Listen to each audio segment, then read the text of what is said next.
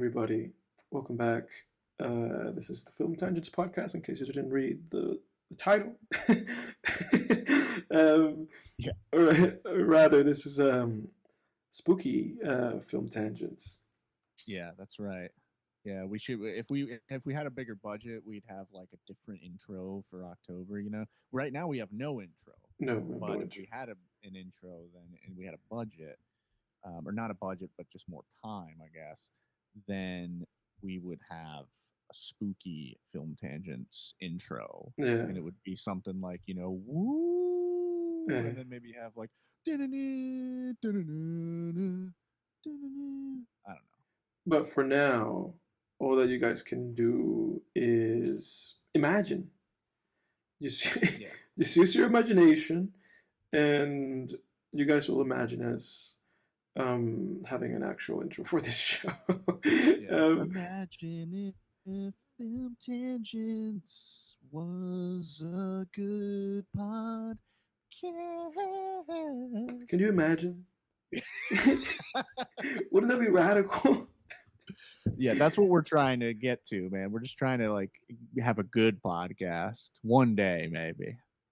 Wouldn't that be so? Um, Wouldn't that be so radical, dude? It's like holy shit, man! This guy's so yeah. incredible. But everybody, don't forget to like and subscribe. Follow us on Apple Podcasts and leave a message. Tell us about your favorite movie. Maybe we'll watch it.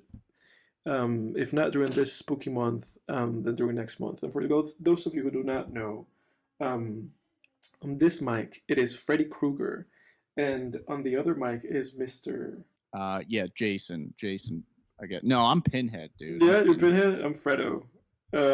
Yeah. Sorry, my phone rang. Let me. All right, sorry about that, folks. But yeah, Pinhead on this mic, dude. I'm Pinhead. Yeah. Fucking up, man. That's Uh, who I want to be. That's the scariest horror villain right there. Dude, this is something non-horror related for everybody, but this is something that I wanted to share for those of you guys that are long-time listeners. For of you guys that have been with us for a while, remember me talking about this for every now and then. I'm a big tennis fan. For those of you who do not know, um, big tennis fan. I've been a big tennis fan for about the last, I would say 6.5 years more or less. I think since 2018, I've been following professional tennis. And today has been a day for me, man, because today was the day that my favorite tennis player of all time, Rafael Nadal, announced that he's retiring from tennis. Oh, no way, really? Yeah, dude, that's what I woke up Oh to. I woke up this man. morning. I put on this tennis podcast that I watched. This guy called Cam Williams, that he just kind of does like play-by-play live streams of Hmm. like tennis matches, and players are playing. I think in Shanghai right now or in Beijing, I forget. And I just put him on. I didn't go on the news or tennis Twitter kind of stuff. I just put him on, and he randomly just says like, "Oh yeah, unfortunate the news about Rafa," and I was like, "What?" And then I Google it, and I'm like, "Oh my god." Yeah. Um, yeah, dude. How I do you haven't, feel about that, man? man, I haven't processed it. Yeah, that's wild. I That's a haven't. that's a huge that's a huge deal. I'm not even a tennis fan, but that's crazy. No, dude, I haven't processed it. I've just been like when I first saw it, I just was kind of shocked. I was like, "What?" Because it's Hmm. like the emblem of my whole tennistic fan um, Tennis stick. journey has been Rafa. So much so that I remember in 2022 in January when he won his 21st Grand Slam. Um, in this like 5 hour match, where the odds are just stacked against him.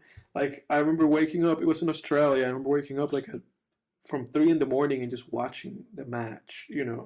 Until it finished around like 6 in the morning, 6, 7. And I cried. I was like, oh my god.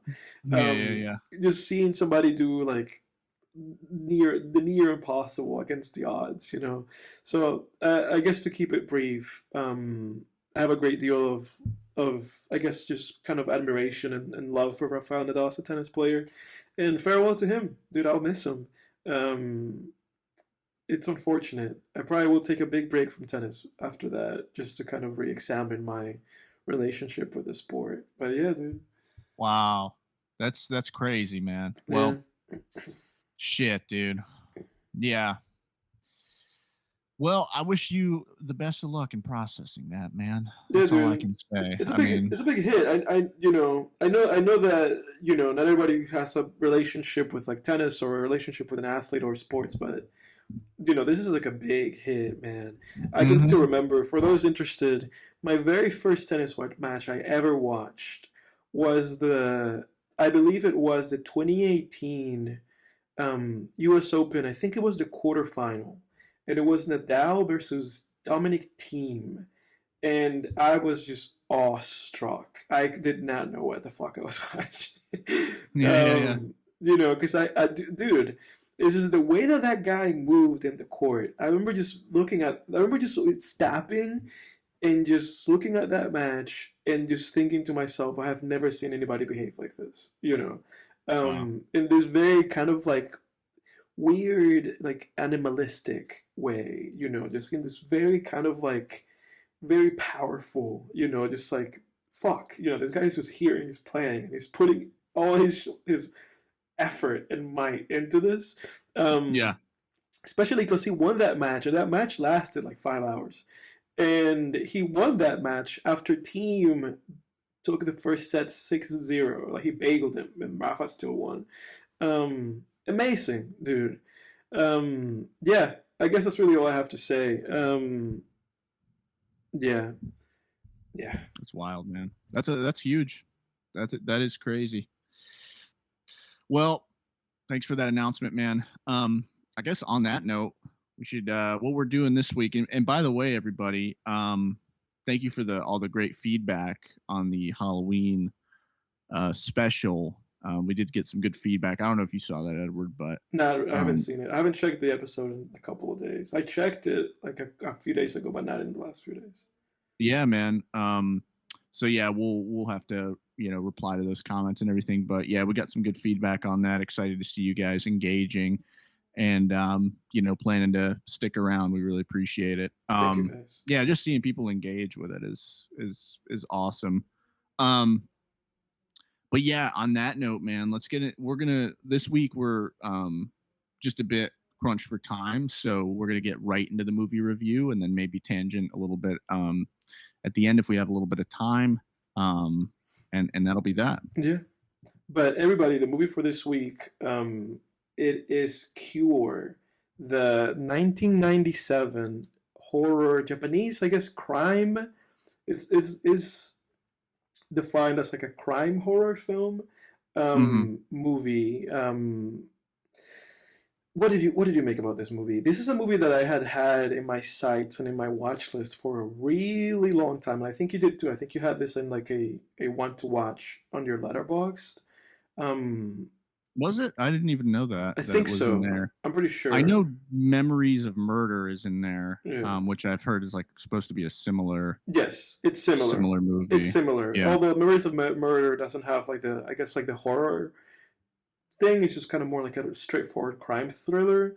But Okay. superb film, Memories of Murder. I think I mentioned it when I was watching all of Bong Joon Ho's films. Which, interestingly enough, Bong Joon Ho, um, Bong Joon Ho has like a top 10 films of all time in his opinion, and this is one of them. Like this movie's in his top Really? 10. Yeah, alongside like Fargo and Psycho, which you talked about recently, and Zodiac, the Fincher movie.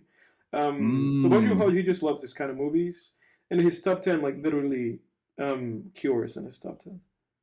Those are some. Yeah. I mean, those are some pretty solid picks. Yeah. Um. So okay. So you asked me what I thought of this movie. Man, I thought this movie was a dud. Yeah. Honestly, I did not enjoy it. Really? In any way, shape, or form, man. Okay. Like I got like no enjoyment out of this movie other than like a few. So the craft, I mean, the craft was really good. Like on a craft level, like solid directing and great shots, a lot of good lighting. But again, like you and I have talked about it, where and I don't know what your opinions are on this movie. We're gonna get into that, but Yeah. like we've talked about how the craft, it's just not enough at the end of the day. Like, you can get a couple points, but it's like, what's the substance? What's the story? Like, what are we doing? And the whole movie, I was just kind of waiting for like something, man. And I don't know. This might be like one of the shortest film tangents ever, because I really was like scratching my head throughout the movie, like wondering what to even comment on. Because like my problem with it was, it's like you have, and what's interesting in retrospective is I found like different reviews and stuff for this movie. People compare it to Seven. They compare it to Longlegs. For sure. I definitely saw the Seven. I saw the Seven parallel, and I saw the Longlegs parallel for sure. With the whole like wondering, like, how is this person seemingly getting this quote unquote serial killer is somehow getting other people to commit murders for him. That's present in Longlegs. That's not a spoiler. That's like in the very first 5 minutes you learn that. And then Seven, obviously, with sort of the ending scene, was extremely similar to Seven, pretty much almost the same. But I mean, like, come on, nowhere near as good, in my opinion. Like, I couldn't, like the Seven ending scene is so memorable, and then this one, I just felt like, eh. And I think the issue was, so like in Longlegs, right? Let me think of how to phrase this. I'm not even going to bring other movies into this. I think my problem with this, my initial problem with this movie was just the fact that at first, we kind of raised this question of kind of like, oh, like all of these people who have been murdered, there seems to be this connection to this one guy. Yeah. And like, how is he getting people to do it? And then they kind of answer that immediately with him just, oh, well, he uses hypnotism and he gets people to look at this lighter, and then they do it. Right. And it proceeds to show us like 4 examples of it, which by the third or fourth one, I was like, I fucking get it. Okay. He flicks the lighter on and the person kills somebody. Like, I got it, like they showed it to, it's like they felt like they had to show us like 3 times or 4 times. Like, do you get it? You really get, I get it. Yeah. Like, I know what he's doing. And then it just becomes about this detective, like trying to basically prove, that this guy is doing it. So there's no mystery. And then it's like the guy just doesn't even really like earn being able to put the guy, if I'm not mistaken, at least he doesn't really earn the right to even like put the guy away. He just pulls some like bureaucratic nonsense of like going on conjecture or whatever and just being like, oh, well, I think he's guilty, so let's put him away. Right. Where it's like, shouldn't the plot have something to do with him like working really, really hard to find some like solid evidence on this guy, even if it's flimsy, like, why are you making this like so easy for this character?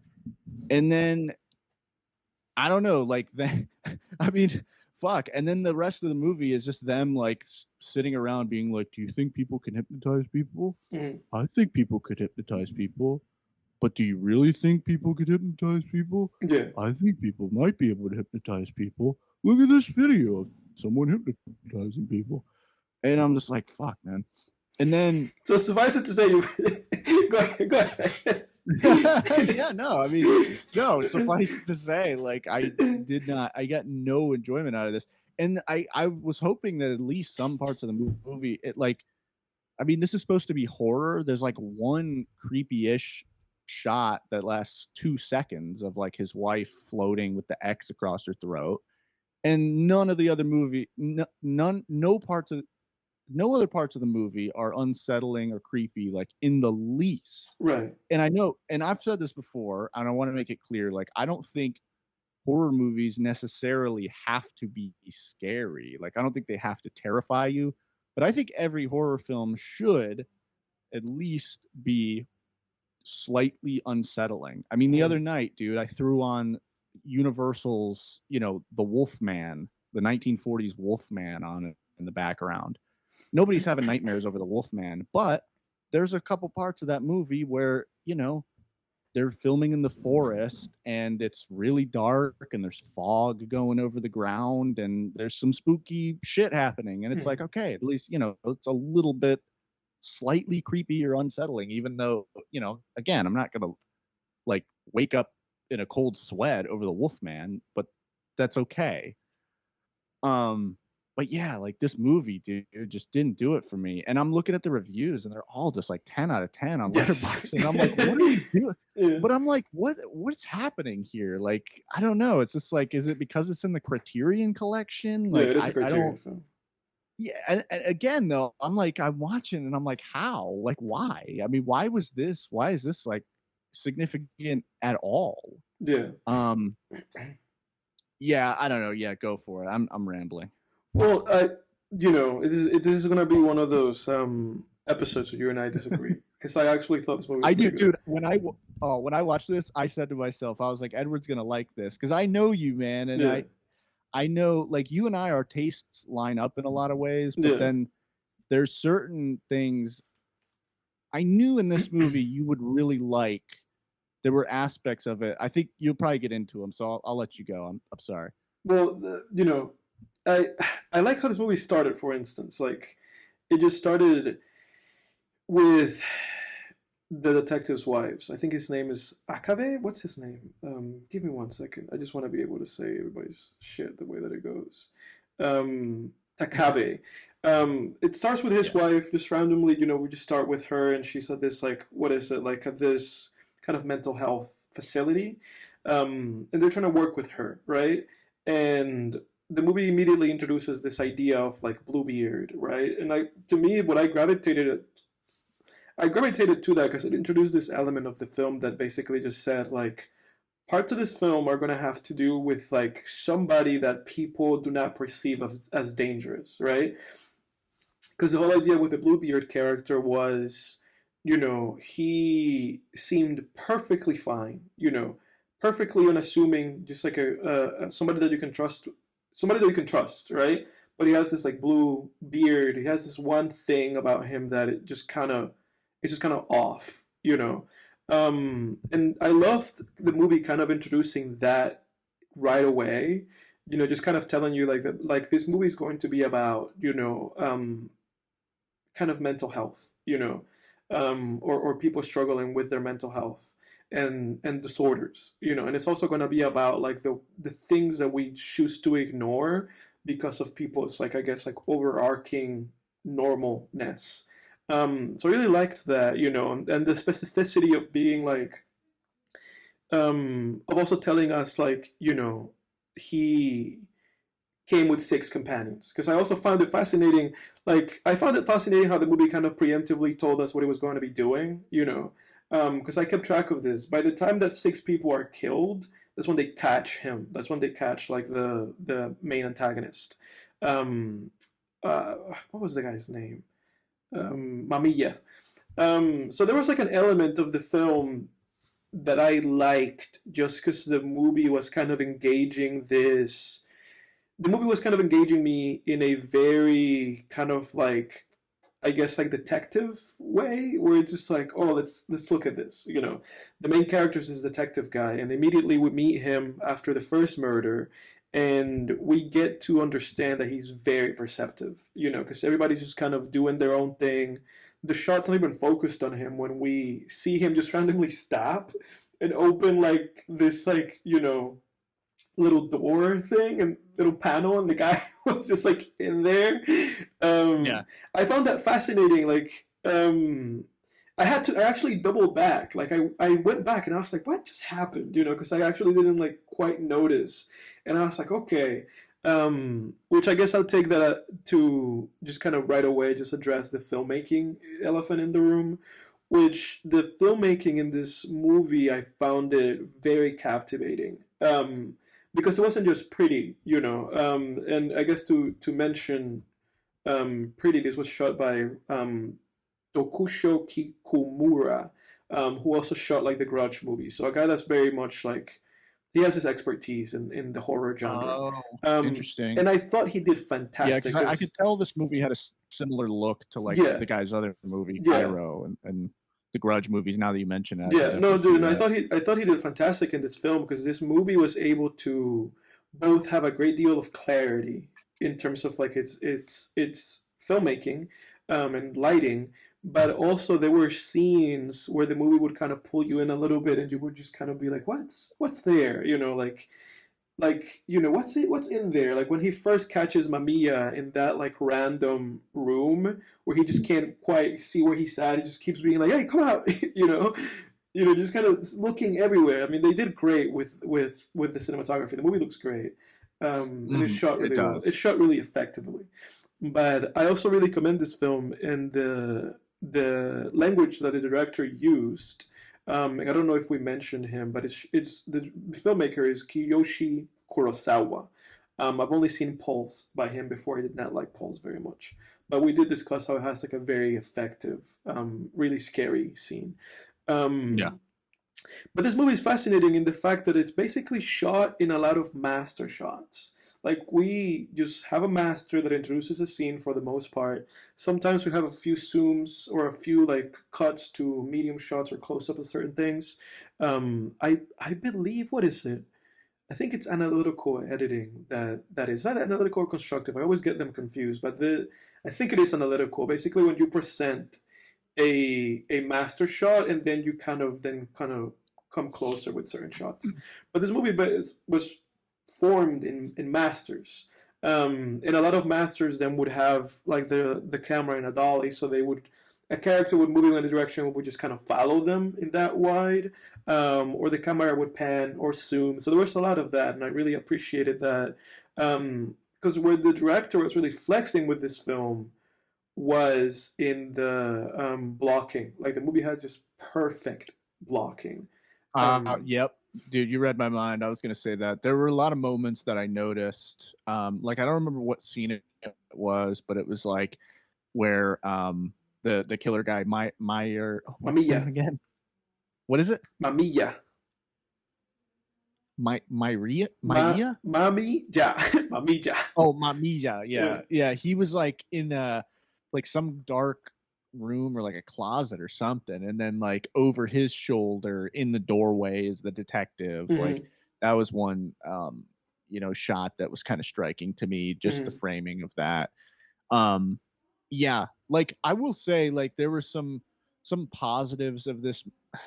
I mean, like craft wise, I will say the shot where the woman's lying on the ground and she's got the X over her throat, and then she starts like peeling back her face or whatever. Mm-hmm. Mm-hmm.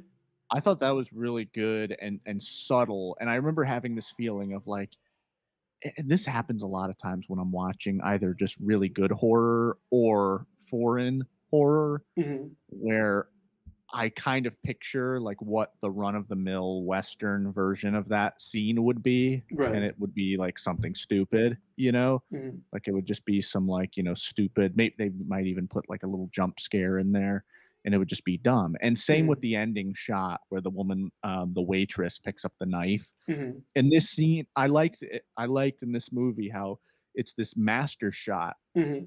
and it doesn't spoon feed you. You have to look for it. Yeah. You could miss it Exactly. easily. Yeah. Exactly. And it's fascinating because it starts from just the shot of him smoking, right, like puffing, and then he Yeah. just kind of zooms in past him, and then we just kind of stay in that tighter shot of like what's happening. But like you said, you can miss that shit, Mm-hmm. and that's what I mean. Again, I have to commend like great marks in terms of again for this movie in terms of just cinematography, composition. Um, the language that they used with the medium and then just blocking, I have to give these guys just passing marks. Because the movie doesn't just look pretty; it's just expertly made. Like these guys are Mm-hmm. like specifically Kurosawa. He's like obviously this guy is a great filmmaker.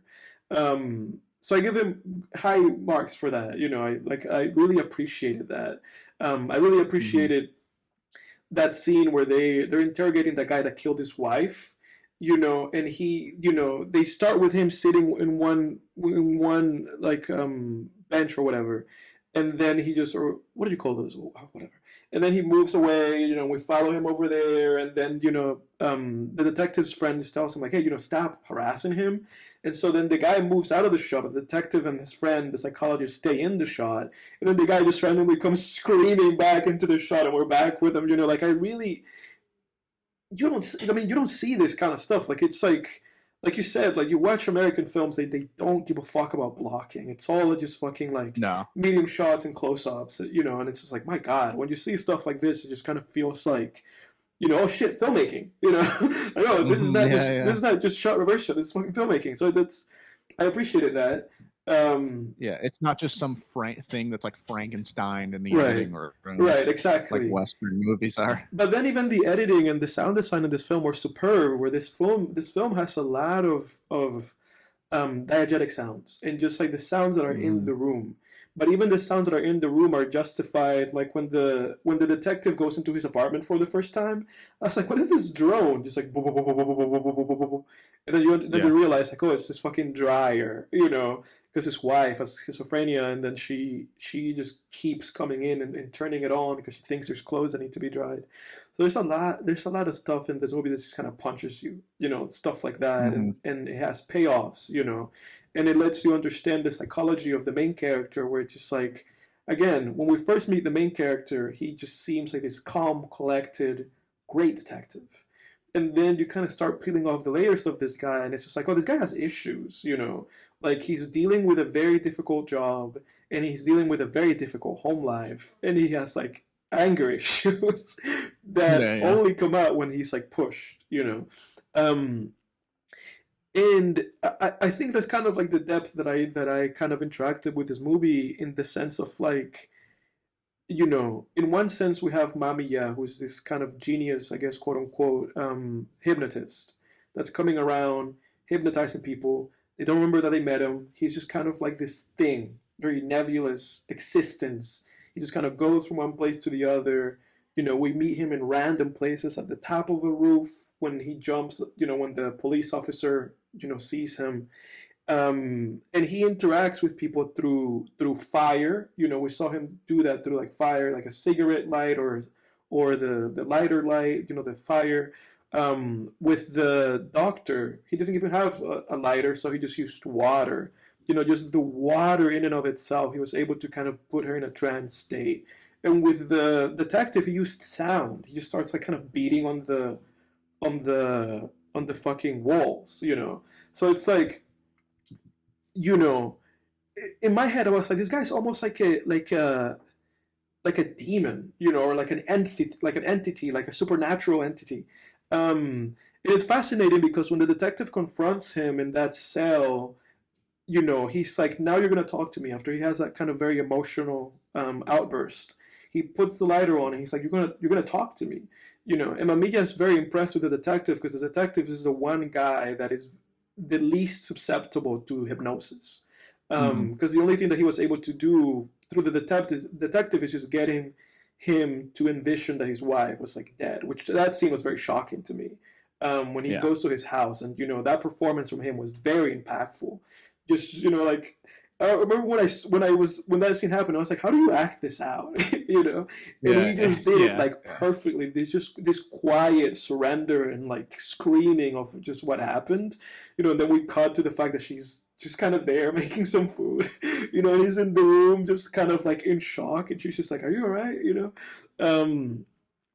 But when he strikes that lighter, and he's just like, now talk to me, tell me the truth, like, who are you, where are you coming from, and then suddenly starts raining, and the rainwater just shuts off the lighter. I was like, this dude has to be some fucking entity, so this dude is a supernatural entity, and that really is my impression of the film, that it's more so, not so much so that he's like a real being, but more so I feel like he's just supposed to represent just kind of like a psychological rupture, like all of these people that he comes across are people that were probably going to inherently do something, It's almost like, because none of these people remember him being there, So it's almost like like coming into contact with him just like unleashes something that was inherently within them that they were going to do, you know. Yeah. And I think that's what's fascinating about the conversation he has with the psychologist, where the psychologist tells him like, "Hey, man, you can't really hypnotize people to do something that's outside of their inherent abilities, you know." So it just kind of tells you like these people are going to do this, you know. Like like to me, this movie really just kind of came across as like a movie about like mental health crises, you know, Mm-hmm. and just the everyday struggles of normal people, you know, like when he goes to the dry cleaner and there's a guy next to him that's just kind of like muttering like curses, and then he gets his Yeah. clothes and leaves. You know, I feel like that's what this fucking movie was about. You know, it's like it's really just about like all this shit that's boiling underneath the surface. You know, like with the Bluebeard analogy, just like the things that are underneath the surface. You know, this police officer, he doesn't like this other police officer. This detective, he hates that his wife like has inconvenienced him with her own health issues. You know, like these things. You know, um, ah, I mean, dude, I really liked the film. Like I don't have, other than be feeling like the movie was kind of slow. Even the movie kind of revealing its hand with the hypnosis, like that didn't really bother me, because every time that there was like a hypnosis scene, I was kind of I was very invested in seeing how he would go about achieving it the next time, you know, with the next person. Just kind of going through that trial, you know. Yeah, again, I just thought, I mean, I thought it was superb filmmaking, great performances. I was invested in the film the whole way, and I found Mamiya so fucking annoying. Like that is one of the most like insufferable. Just how calm and just how kind of just kind of Yeah. like you know, who are you, and how he didn't respond to any of the answers. I just kind of found Yeah. him It's just, I don't so know. Oh, he just exactly. said, I don't know to everything. Yeah, like dude, I found him so insufferable, Yeah, I did too. but also so kind of like scary, you know, like when he's in the house with the teacher that just invites him to his house, and you just think to yourself like, why would you invite this random stranger to your house, you know. Yeah. um but again, like I think the movie really is just working on those two levels, like the the very obvious surface level of like, okay, we can take this as a an investigative movie about a criminal committing crimes. And I think it was also working on the surface of just like mental health, and this guy acting as a kind of analogy for that, you know, like something that signifies like a rapture. I really enjoyed that, you know. I really enjoyed how the movie just kind of played with these little tokens of information, and with this little kind of like, you know, here's a little story, make out of it what you will. We're going to expand it, you know, and try to find the hidden meanings within this movie. Um, yeah, it was mystifying. There were a lot of shots, like when we first meet Mamiya at the beach, that I really liked, because he was just so random. There was just this random kind of droning in that scene that just kind of made it so unsettling for like a daytime scene, you know. Or when he Yeah. takes his wife to the hospital in that red bus, and it looks like it's just kind of clouds outside, and you're like, are they? Did he kill her? Like, what's happening?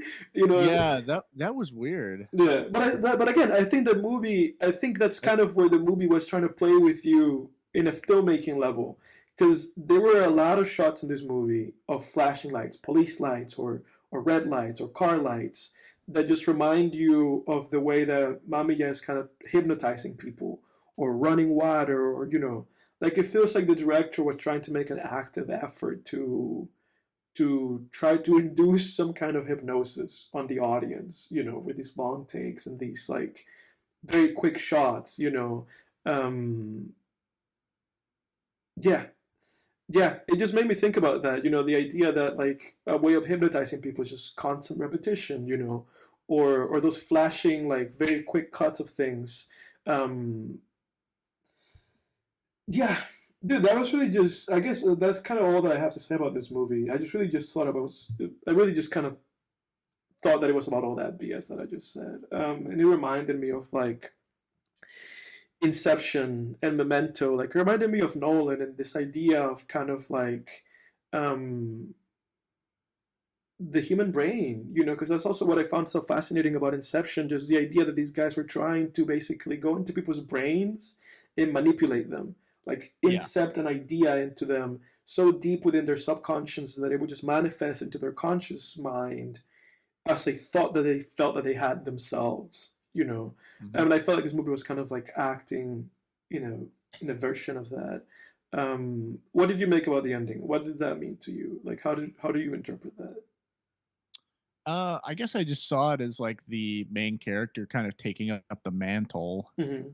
Like, you know, sort of like the kind of like you said, the character not being so much of a guy, but like an entity, Mm-hmm. you know, and because I don't know, it's like sort of because the main character killed the antagonist.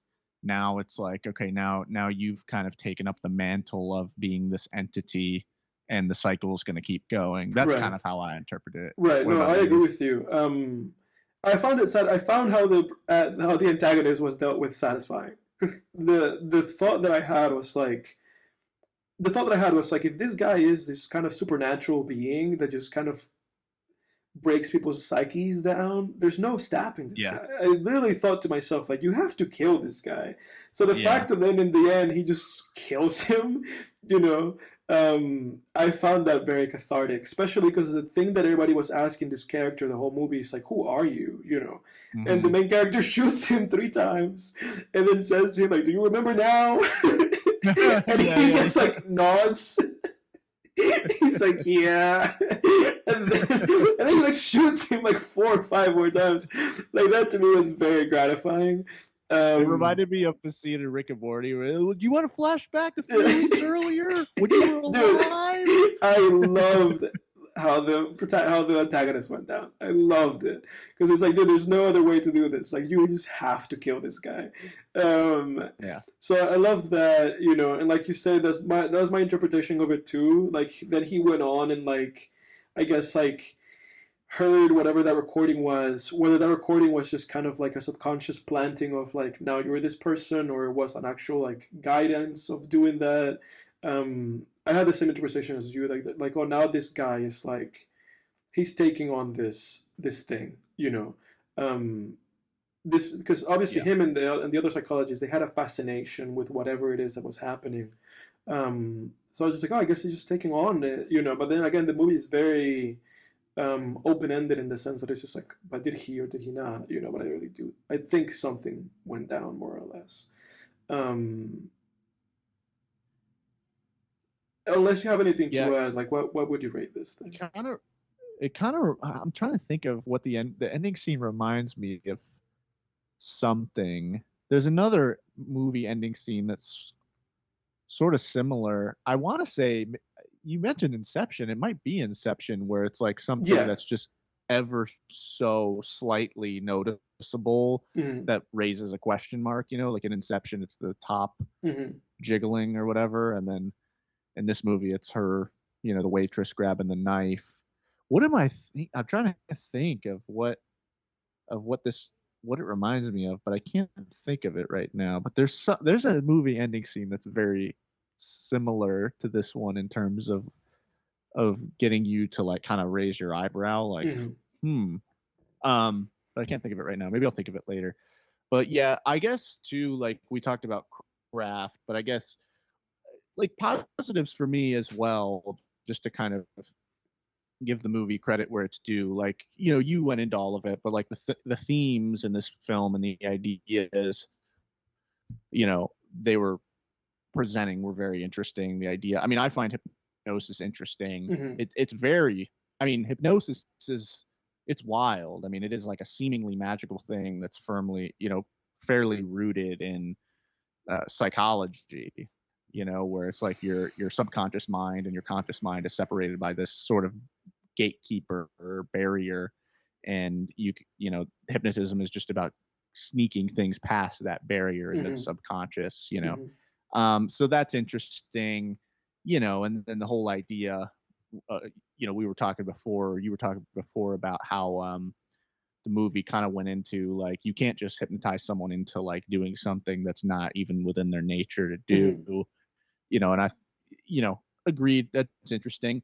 Um, and I'll even say, like, I think the characters were soundly written. They felt like real people and everything. Hmm. I think where the buck stopped for me, or where it just hit a brick wall for me, was the plot.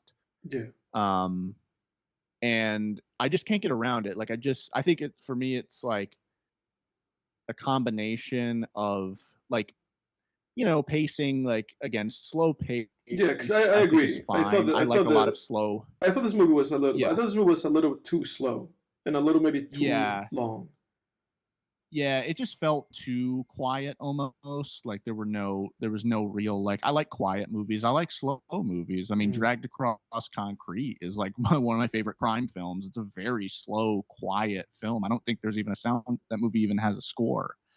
But, like, it wasn't even that in this movie. It was more so, just like I said, the fact that they squander the mystery right at the beginning. And so those procedural elements of it for me just felt very hollow. Like, I agree with you where it's like, I like watching a detective do what they do, figure things out.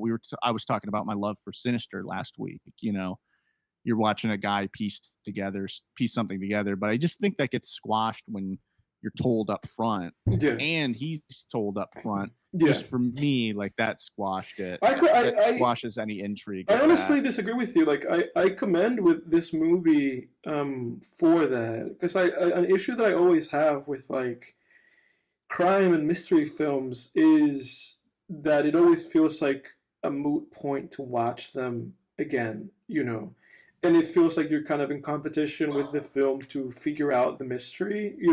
Like a lot of crime films that I watch, I always just kind of give them just like okay ratings, like the usual suspects, because it feels like okay, what's the point of like ever watching this again? Um, Yeah, whereas yeah. whereas for Well, this, that's the trick of a great mystery film, is right, that it warrants right, rewatches. and for me, off the top of my mind, I can only say, in terms of like mystery or like crime films, that, a movie that accomplishes like being basically like perfect for me is like Gone Girl. Um, Yes, yeah. whereas I think this movie made a really good effort. I don't think this is a perfect film. But I think this movie made a good effort in the sense of just kind of like eliminating that, what, like 20, 25 minutes into the film, just kind of being like, let's move past that Hmm. and let's kind of, because I feel like the movie challenges you to find a deeper meaning or like intrigue in different areas of the film, rather than on like who's committing the crimes and how exactly they're doing it. So I liked that just because just because inherently I'm never too fond of like procedurals. Hmm. But that's just me. But I can see I understand where you're coming from though. Yeah. Yeah, and I'm not even like some kind of like mystery junkie, or I'm not like, oh, like, there's some people that are just in love with like Knives Out, like, oh my God, it's Yeah, brilliant. and you Or know how like, you know that I I'm rated the not movie one a of the. 5 because of that. Because I just was like, okay, whatever.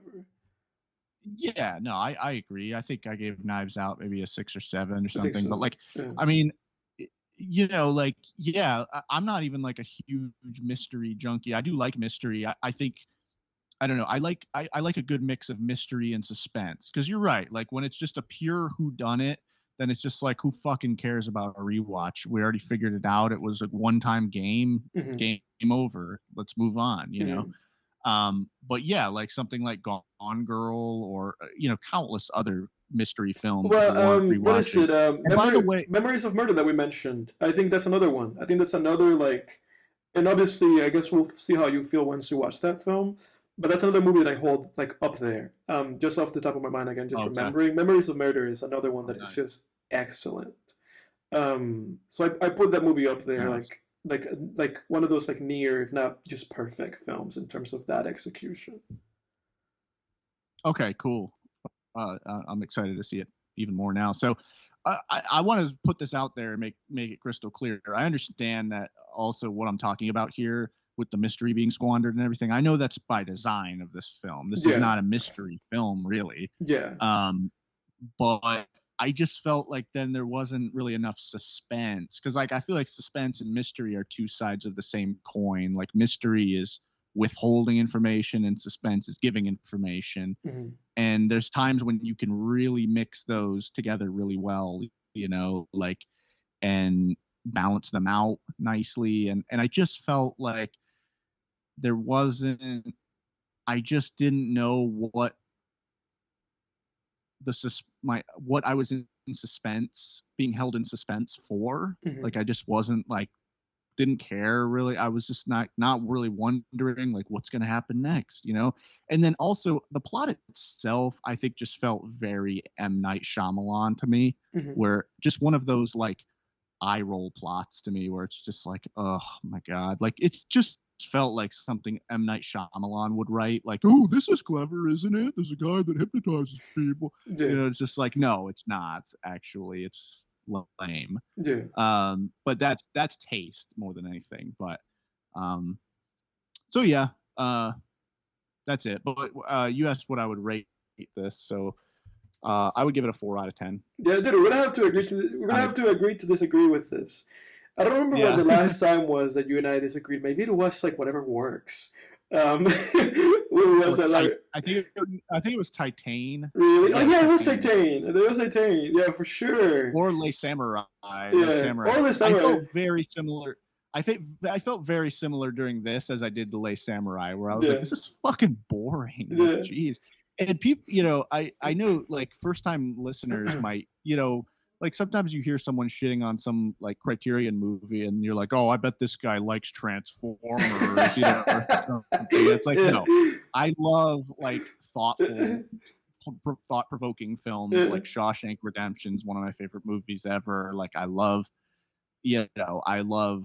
Seven, from that this movie's similar to. I love like, I love all kinds of films, classic films, newer films, but like it just didn't do it for me. Yeah, it just didn't. Well, what would you rate it?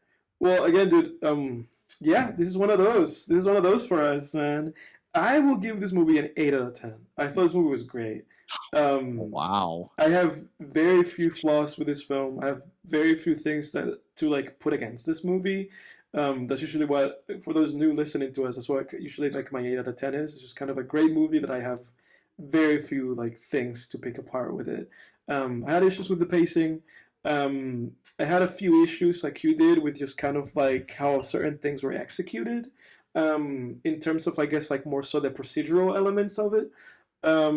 That's pretty much it, dude. I enjoyed this movie. It had me like very captivated from beginning to end.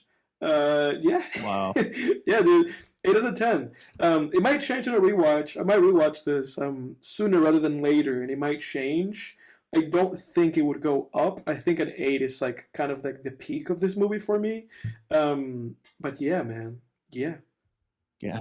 I thought I knew you, man. You thought wrong, dude. I have to keep you guessing. I have to keep you on your toes.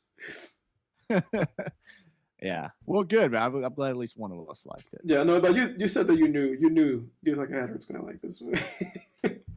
I think it was just because of like the great blocking and the great craft and like a lot of the ideas they were playing with. I knew you'd gravitate because I don't know. I think sometimes those things do.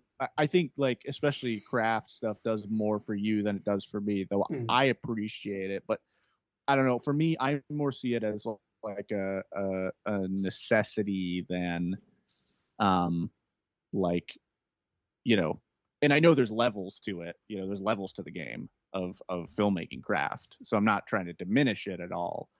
But for me, it's just like kind of the bare minimum where it's like nowadays when I see like, the type of filmmaking where, for instance, that shot in one of the Taken sequels where it's like 10 cuts as Liam Neeson jumps a fence. Like to me, that's like unacceptable. Right. Completely unacceptable. Like I can't even, that's, can't do it. Where like, good filmmaking craft is like bare minimum for me, and I know it probably is for you too, but and I know there's like levels to it, but I think it does more for you and redeems a film more for you than it does for me, I guess. Yeah, so, for sure. I will say, I don't know if that's fair. Yeah, no, I think that's fair. But you were like more like you're more of a director. I'm more into the writing aspect. So although you and I have had some crossover. Anyway, But no, I think it's fair. I think what you're saying is fair. Because definitely that was like, that was kind of that helped me be able to kind of maybe navigate the slumps or the slower kind of elements of the film for sure. I think it elevated the movie at least a couple of notches. Like, um, Yeah. I feel like if it hadn't been for like how excellent the filmmaking was, I probably would have given this movie like a 5 or a 6. But I mean that goes without saying. So I can tell you, it tells you like how much I appreciated it, you know, with how much I bumped it. But yeah, that being said, though, how are you feeling about pushing forward, and what do you have for us for next week? Yeah, so I'm thinking this is probably a good ending point for the episode here. I know Yeah. this was a short one, folks, but it's just like that this week. But next week, um, my pick for next week is going to be Ooh, I'm excited. the 1960s Italian slasher film Mhm. Blood and Black Lace. Ooh, no, I'm not so excited. From 1964. Wait, have Yeah. you seen this? No, I only say that because I'm like, oh, now I'm not gonna get spooked. Like, it might still be a great movie, but I was like, nothing from 1964 is gonna scare me. What's the name of the movie again? Say it again. Called Blood and Black Lace from Blood and Black Place. 1964. Okay. It's like considered one of the original slasher films. Okay. But yeah, Italian horror, man, is very interesting. Like, comment below if you've seen any what's his name, Lucio Fulci Italian horror films like The Beyond. I have a Beyond T-shirt actually. Mhm. Italian horror is a bizarre and haunting like subgenre of film. So we'll see what we think about Blood and Black Lace. Dude, this will be. I'm pretty sure because I've never seen Suspiria. I think this is gonna be my first Italian horror film, so I'm excited for that. Okay. Yeah. Interesting. Yeah, I haven't seen Suspiria either. I gotta get on that and like some of Dario But Argento's other movies. trust me But that yeah. for the picks I have left, for the duration of our spooky run, I'm gonna try to just pick shit that's gonna scare the fuck out of us. Yeah, yeah, yeah. I'm gonna try to pick Let's stuff do that it, is gonna man. be as scary as possible and that we haven't seen. Um, Everybody, thank you for joining us for this episode. Don't forget to give us a like and subscribe, and follow us on Apple Podcasts if you want to listen to us and not be on YouTube, I guess. Thank you, and join us next time on Film Tangents. Later.